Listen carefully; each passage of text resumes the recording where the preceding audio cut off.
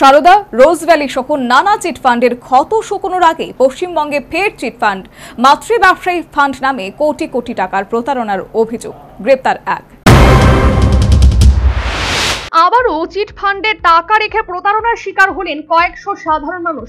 ঘটনার জেরে চাঞ্চল্য ছড়িয়েছে পশ্চিমবঙ্গের উত্তর 24 পরগনা জেলার রহরা থানার পাতুলিয়া এলাকায়।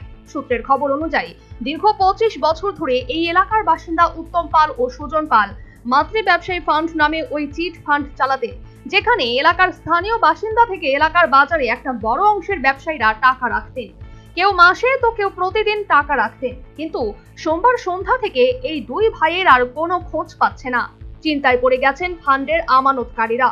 তাদের দাবি, তারা দীর্ঘ কয়েক বছর ধরে তিলে তিলে টাকা জমিয়ে কারোর 5 লাখ তো কারোর 6 লাখ টাকা জমেছে এই ফান্ডে, যে অর্থ তারা এবার দুই ভাই উত্তম ও সুজন পালের থেকে ফেরত চাইছেন, কিন্তু তার বাড়িতে গিয়ে জানতে পারছেন দুই ভাই বেপাত্তা।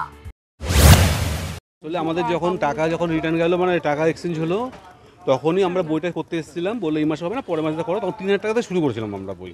বলছিলাম 1,500, বললাম 1,500 না 3,000 টাকা। 3,000 টাকা হওয়ার পর বললাম বছর 3,70,000 টাকা হয়, সেটা ওরা 40,000 টাকা দিত। এবার এক বছর পর দেখলাম আমাদের যখন প্রয়োজন নেই এখন টাকাটা, যখন এখানে পাচ্ছি, ওরকম করতে করতে এখন প্রায় 15-16 বছরে পড়েছি। এত কষ্ট করে জমি এখন আমাদের অ্যামাউন্ট হয়েছে 6,80,000 টাকা।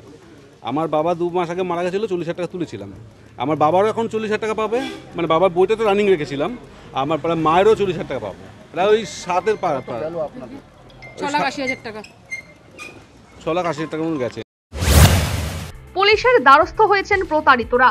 রহরা থানার পুলিশ তদন্তে নেমে পুলিশ জানতে পেরেছে উত্তম আর সুজন এরা দুইজন শুধু নয়, এই কোটি কোটি টাকা প্রতারণা মামলায় জড়িত আছে পাল পরিবারের 4 ভাই।